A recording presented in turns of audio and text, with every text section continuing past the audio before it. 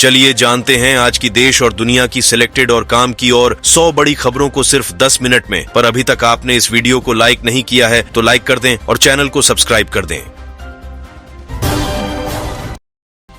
प्रधानमंत्री नरेंद्र मोदी इंडोनेशिया की राजधानी जकार्ता के दौरे पर रवाना। इस दौरे में प्रधानमंत्री आसियान भारत शिखर सम्मेलन में हिस्सा लेंगे। जकार्ता रवाना होने से पहले प्रधानमंत्री ने अपने डिपार्चर स्टेटमेंट में लिखा कि मैं जकार्ता इंडोनेशिया की यात्रा महामहिम श्री जोको विडोडो के निमंत्रण पर आसियान संबंधित बैठकों में हिस्सा लेने के लिए कर रहा हूं।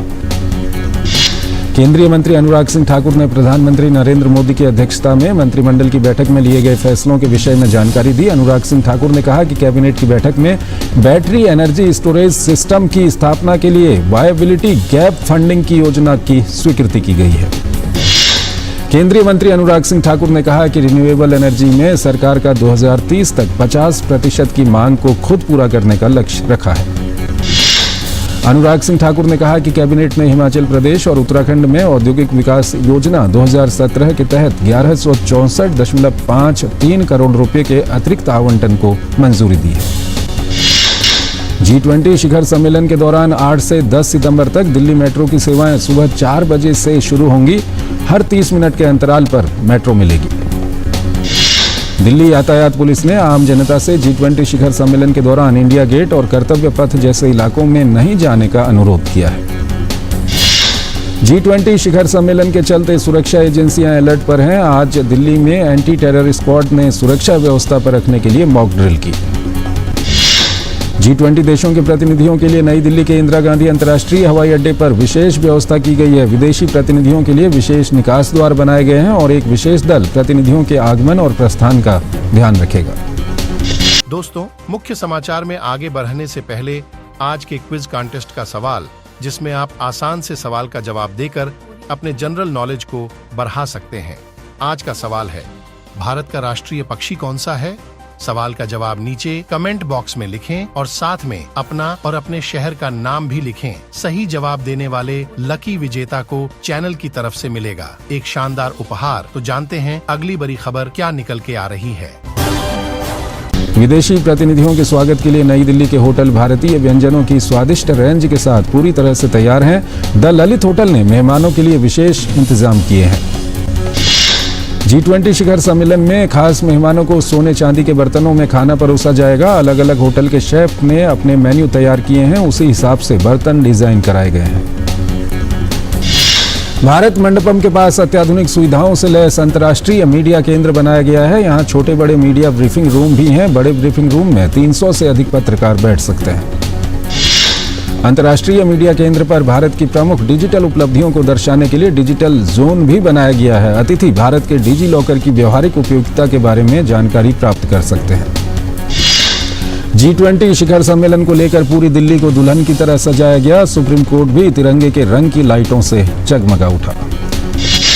दिल्ली के द्वारका स्थित इस्कॉन मंदिर में G20 सम्मेलन को सफल बनाने के लिए हवन पूजन का आयोजन किया गया। 8 से 10 सितंबर के बीच 72 घंटों का हरिनाम संकीर्तन और पूजन का भी आयोजन किया जाएगा। कांग्रेस संसदीय दल की अध्यक्ष सोनिया गांधी के प्रधानमंत्री नरेंद्र मोदी को संसद का विशेष सत्र विपक्ष से बिना किसी पूर्व चर्चा के बुलाए जाने से संबंधित लिखे पत्र में सत्र के एजेंडे की जानकारी मांगी है। सरकार की ओर से संसदीय कार्य मंत्री प्रहलाद जोशी ने सोनिया गांधी को पत्र का जवाब दिया है। संसदीय कार्य मंत्री ने कहा कि ये बेहद दुर्भाग्यपूर्ण है कि एक वरिष्ठ सांसद होने के बाद भी संसद के आगामी सत्र को लेकर अनावश्यक विवाद पैदा करने की कोशिश की जा रही है। संसद का सत्र बुलाना सरकार का संवैधानिक अधिकार है। सुप्रीम कोर्ट ने मणिपुर हिंसा पर रिपोर्ट के लिए एडिटर्स गिल्ड ऑफ इंडिया के सदस्यों को राहत दी है। एडिटर्स गिल्ड ऑफ इंडिया के सदस्यों पर दायर प्राथमिकी के मामले में शीर्ष अदालत ने गिरफ्तारी पर रोक लगाई है। एडिटर्स गिल्ड ने मणिपुर के हिंसा प्रभावित इलाके का दौरा कर अपनी रिपोर्ट सौंपी थी। इस रिपोर्ट में वहां हुई मीडिया रिपोर्टिंग पर पक्षपात का आरोप लगाते हुए सरकार पर हिंसा को शह देने का आरोप लगाया था। राज्य सरकार ने रिपोर्ट को गलत करार देते हुए इसे सूबे में हिंसा भड़काने की कोशिश करार दिया है। इस मामले में सुप्रीम कोर्ट सोमवार को अगली सुनवाई करेगा। मणिपुर मामले पर सुप्रीम कोर्ट में सुनवाई हुई। सुनवाई के दौरान सॉलिसिटर जनरल तुषार मेहता ने कहा कि हम हलफनामा दाखिल कर रहे हैं। सॉलिसिटर जनरल ने कहा कि पिछली सुनवाई में इलाके में चिकन पॉक्स जैसी बीमारी के फैलने और मुरहे इलाके में रास्ते बाधित होने की वजह से फूड सप्लाई में दिक्कत होने की आशंका जताई गई थी, लेकिन ये दोनों बातें गलत पाई गई। सॉलिसिटर जनरल ने कहा कि सरकार शुरुआत से ही वहां फूड सप्लाई और जरूरी चीजों की सप्लाई सुनिश्चित कर रही है। उन्होंने कहा कि इस मामले में जैसे पैनिक फैलाया गया, हम इसे लेकर चिंतित हैं। चीफ जस्टिस ने कहा कि कमेटी रिपोर्ट में रखे तथ्यों की पुष्टि कर सकती है। इस पर सॉलिसिटर जनरल तुषार मेहता ने कहा कि याचिकाकर्ताओं को चाहिए कि वो स्थानीय प्रशासन से संपर्क करें। हर चीज के लिए कमेटी को परेशान नहीं किया जा सकता। मुजफ्फरनगर में स्कूली बच्चे की पिटाई मामले में आज सुप्रीम कोर्ट में सुनवाई हुई। अदालत ने तुषार गांधी की याचिका पर यूपी सरकार को नोटिस जारी किया है। कोर्ट ने पुलिस अधीक्षक को यह बताने का निर्देश दिया है कि पुलिस ने अभी तक जांच को लेकर और इस केस में पीड़ित और उसके परिवार की सुरक्षा के लिए क्या कदम उठाए हैं। सुप्रीम कोर्ट में 25 सितंबर तक जवाब दाखिल किया जाएगा। सुप्रीम कोर्ट ने लद्दाख हिल डेवलपमेंट काउंसिल के 10 सितंबर को होने वाले चुनाव की अधिसूचना को रद्द कर दिया है। कोर्ट ने 7 दिन के अंदर चुनाव के लिए नई अधिसूचना जारी करने का निर्देश दिया है। शीर्ष अदालत ने कहा कि नेशनल कॉन्फ्रेंस पार्टी चुनाव निशान हल रखने की अधिकारी है। कोर्ट ने लद्दाख प्रशासन पर 1 लाख का जुर्माना भी लगाया। मध्य प्रदेश में आगामी विधानसभा चुनाव की तैयारियां जारी हैं। मुख्य चुनाव आयुक्त राजीव कुमार के नेतृत्व में चुनाव आयोग ने राज्य में चुनावी तैयारियों का जायजा लिया। मुख्य चुनाव आयुक्त राजीव कुमार ने कहा कि आयोग निष्पक्ष और शांतिपूर्वक चुनाव के लिए सभी कदम उठा रहा है। मतदाता सूची में किसी नाम को लेकर आपत्ति दाखिल की जा सकती है। 5 अक्टूबर को मतदाता सूची का अंतिम प्रकाशन होगा। मुख्य चुनाव आयुक्त ने बताया कि मतदाताओं को जागरूक करने और आयोग की टीम के साथ संपर्क के लिए विशेष ऐप बनाया गया है। बीजेपी की जन आशीर्वाद यात्रा आज खंडवा से शुरू हुई। केंद्रीय मंत्री नितिन गडकरी ने यात्रा का शुभारंभ किया। उनके साथ मुख्यमंत्री शिवराज सिंह चौहान भी मौजूद थे। नितिन गडकरी ने कहा कि ये जन आशीर्वाद यात्रा मध्य प्रदेश का भविष्य बदलने और किसानों को समृद्ध बनाने के लिए आपका आशीर्वाद लेने आई है। गांव, गरीब और किसान का कल्याण करना ही भाजपा सरकार का संकल्प है। देश भर में जन्माष्टमी का त्योहार धूमधाम से मनाया जा रहा है। मंदिरों में विशेष साज सज्जा की गई।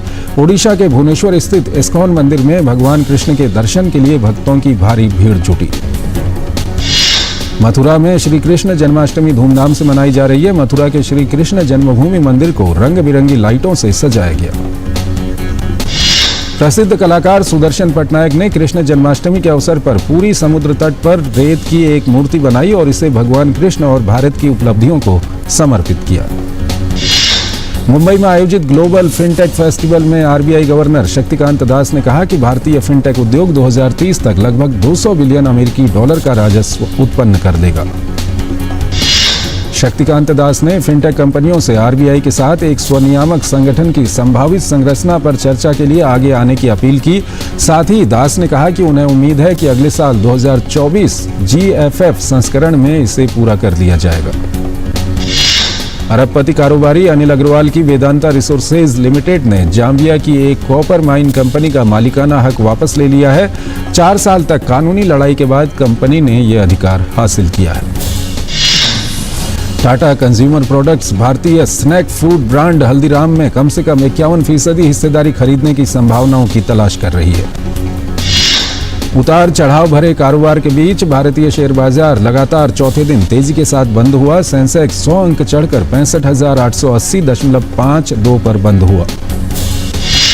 सेंसेक्स के अलावा निफ्टी में भी 36.15 अंकों की बढ़त देखी गई। ये 19,611.05 के स्तर पर बंद हुआ।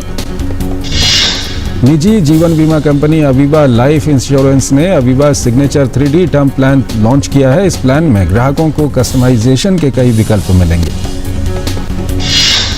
जुपिटर लाइफलाइन हॉस्पिटल्स का आईपीओ आज सब्सक्रिप्शन के लिए खुल गया है। आईपीओ का प्राइस बैंड 695 से 735 प्रति शेयर तय किया गया है। ये ऑफर 8 सितंबर तक रहेगा। फैब्रिक कंपनी सहज फैशन लिमिटेड ने बुधवार को एनएसई इमर्ज पर धीमी शुरुआत की है। निवेशकों को इसके आईपीओ शेयर 30 रुपये के भाव पर जारी हुए हैं। विदेशी बाजारों के मिले जुले रुख के बीच स्थानीय स्तर पर मांग में कमी के कारण दिल्ली थोक जिंस बाजार में खाद्य तेलों सहित सभी जिंसों में स्थिरता बरकरार रही।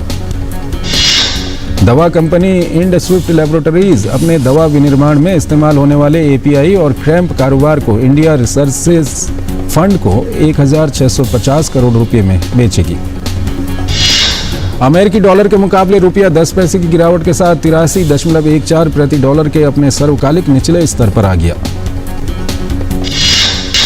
अभिनेता अक्षय कुमार की अपकमिंग फिल्म मिशन रानीगंज का टैगलाइन बदल गया है। इसे अब द ग्रेट इंडियन रेस्क्यू के बजाय द ग्रेट भारत रेस्क्यू कर दिया गया है।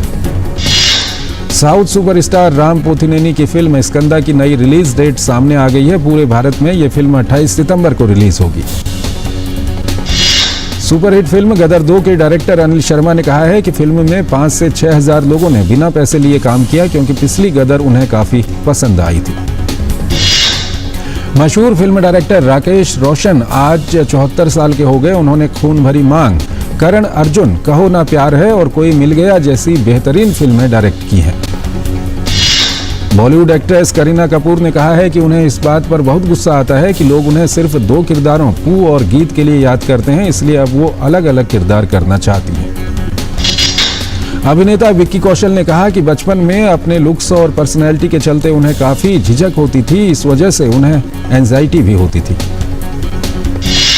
Interactive film lost and found in Singapore की अभिनेत्री अपूर्वा अरोड़ा ने कहा कि उनके लिए फिल्म में एडवेंचर जंकी का किरदार निभाना काफी चुनौतीपूर्ण काम रहा। साल 2013 में आई फिल्म शुद्ध देसी रोमांस को आज 10 साल हो गए हैं। इस मौके पर अभिनेत्री परिणीति चोपड़ा ने सुशांत सिंह राजपूत को याद करते हुए लिखा, सुशांत तुम बहुत बहुत याद आते हो, तुम मेरे फेवरेट को स्टार्स में से एक थे। अभिनेता आयुष्मान खुराना ने अब मलयालम फिल्मों में भी काम करने की इच्छा जताई है। इसके साथ ही उन्होंने कहा कि वो अभिनेता फहद फासिल के बहुत बड़े प्रशंसक हैं और अगर उन्हें मौका मिला तो वो भविष्य में उनके साथ काम करना पसंद करेंगे।